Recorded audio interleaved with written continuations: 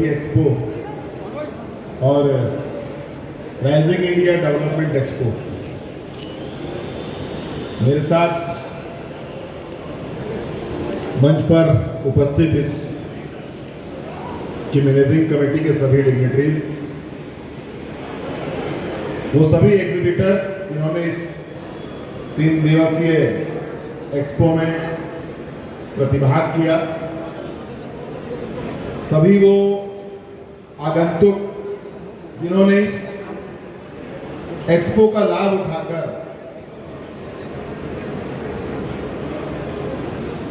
देश के प्रधानमंत्री नरेंद्र मोदी जी का जो ड्रीम है कि किसान की आय किस प्रकार हम दुगनी करें, उस उक्ति को चरितार्थ करते हुए उन्होंने यहाँ अपना बहुमूल्य समय देकर के आप सबके बीच में वो लोग आए होंगे।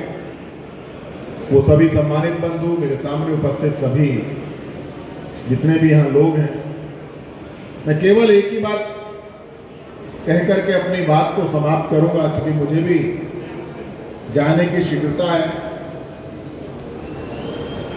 कि 2014 से पहले देश मानो चल रहा था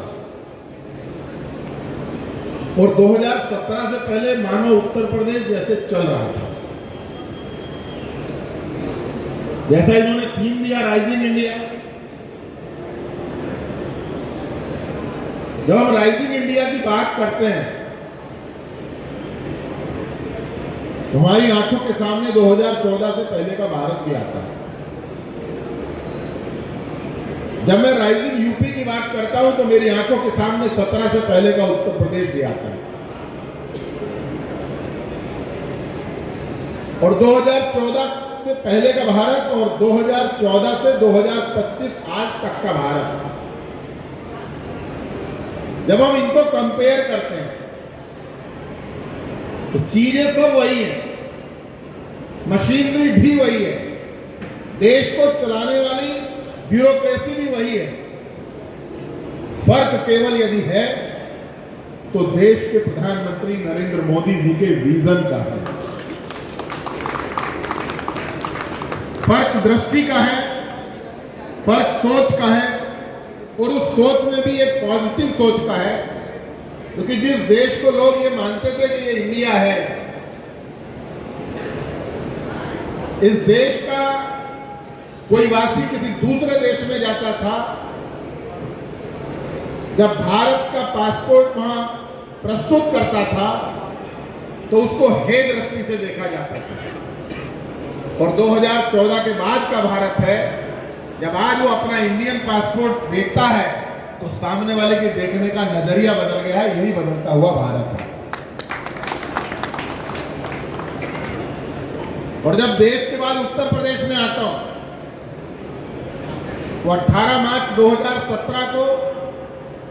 उत्तर प्रदेश के मुख्यमंत्री के रूप में शपथ ली थी उत्तर प्रदेश के यशस्वी मुख्यमंत्री योगी आदित्यनाथ जी। 25 मार्च 2022 को पुनः दोबारा उन्होंने शपथ ली उत्तर प्रदेश के मुख्यमंत्री के रूप में। और आज से 3 दिन के बाद उत्तर प्रदेश के अंदर भारतीय जनता पार्टी की सरकार के 8 साल का उत्सव मनाने जा रहा है। और 18 मार्च 2017 से पहले के उत्तर प्रदेश की जब चर्चा करते हैं तो 18 मार्च 2017 से पहले उत्तर प्रदेश की पहचान थी माफियाओं का प्रदेश, अराजकता से भरा हुआ प्रदेश, बीमारू प्रदेश, एक पिछड़ा हुआ प्रदेश, जिस प्रदेश के अंदर जब इंडस्ट्री की बात होती थी तो इस स्टेट के अंदर सबसे बड़ी इंडस्ट्री थी अपहरण उद्योग, किडनैपिंग इंडस्ट्री। आज जिस नोएडा के अंदर, आज जिस ग्रेटर नोएडा के अंदर आप लोग यहाँ जिस एक्सपो में विराजमान है, इसको क्राइम कैपिटल कहा जाता था। यहाँ इंडस्ट्रियल आता नहीं था कोई बड़ी इंडस्ट्री लगाने के लिए, लेकिन 18 मार्च 2017 के बाद माहौल बदला और जिस प्रदेश में कोई इंडस्ट्री लगाने नहीं आता था, 2022 में देश के प्रधानमंत्री नरेंद्र मोदी जी के मार्गदर्शन में उत्तर प्रदेश के मुख्यमंत्री योगी आदित्यनाथ जी के नेतृत्व में हमने इन्वेस्ट यूपी सबमिट किया और उस समिट में 35 लाख करोड़ के एमओयू साइन हुए। ये बदला हुआ उत्तर प्रदेश था। इसी एक्सपो मार्ट के अंदर हम लोग सितंबर के माह में यूपी का इंटरनेशनल ट्रेड फेयर करते हैं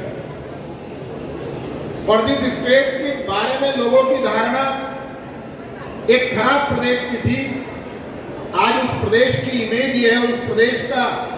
जो पैरामीटर है वो ये है कि आज उत्तर प्रदेश देश के अंदर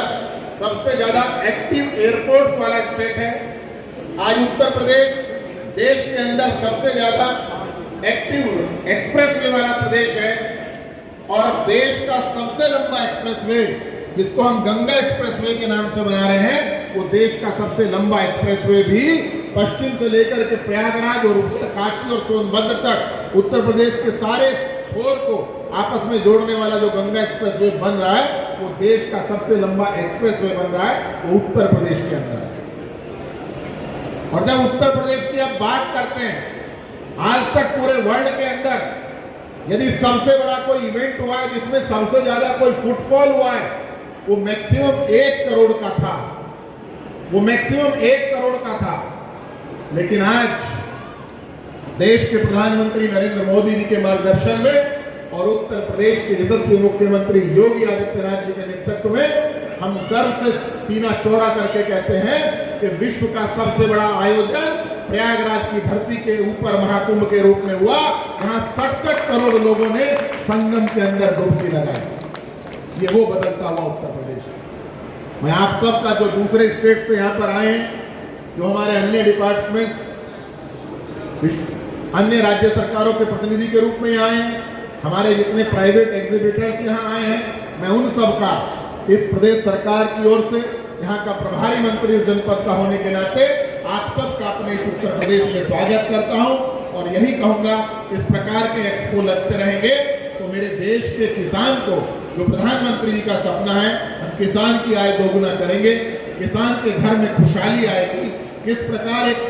छोटी सी बागवानी से भी, और अभी तो मेरे मुख्यमंत्री तो कहते हैं कि आस्था से भी समृद्धि आ सकती है, आस्था से भी, आस्था के बड़े आयोजन में भी हम अवसर पैदा कर सकते हैं। और उसका एक बड़ा उदाहरण अभी प्रयागराज कुंभ में हुआ। आपने सुना होगा, एजेंडा आज तक में मुख्यमंत्री जी बोल रहे थे, मेरे सदन के अंदर बोल रहे थे, एक नाविक परिवार जिसके परिवार में 130 नौकाएं थी, उसने 45 दिन के अंदर 30 करोड़ रुपए कमाने का काम किया। तो धरती उत्तर प्रदेश की है, यही बदलता हुआ। मैं आप सबका इस गौतम बुद्ध नगर की धरती पर, भगवान राम भगवान कृष्ण की जन्मस्थली वाले प्रदेश पर आप सबका अभिनंदन करता हूं और ये आग्रह करता हूं कि जहां कहीं भी ऐसे एक्सपो लगे उसमें हम अधिक से अधिक प्रतिभाग करें। आम जन उसमें ज्यादा से ज्यादा कैसे पहुंचे, इसकी हम चिंता करें। एक बार फिर से जिस